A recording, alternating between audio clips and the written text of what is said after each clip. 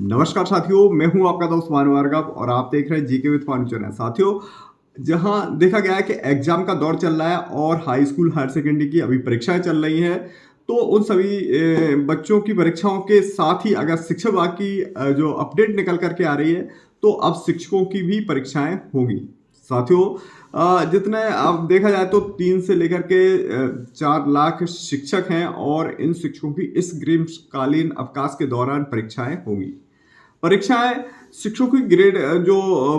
ग्रीष्मकालीन प्रशिक्षण होता है, तो उसके आधार पर ही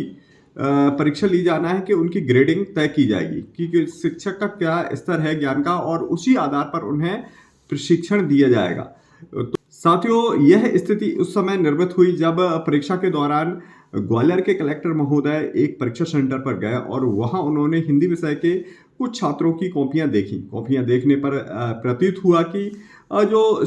छात्र हैं उनकी राइटिंग बेहद खराब थी और लिखने का तरीका खराब था। तो इसी के आधार पर जो कलेक्टर महोदय को विचार आया कि अब छात्रों की जो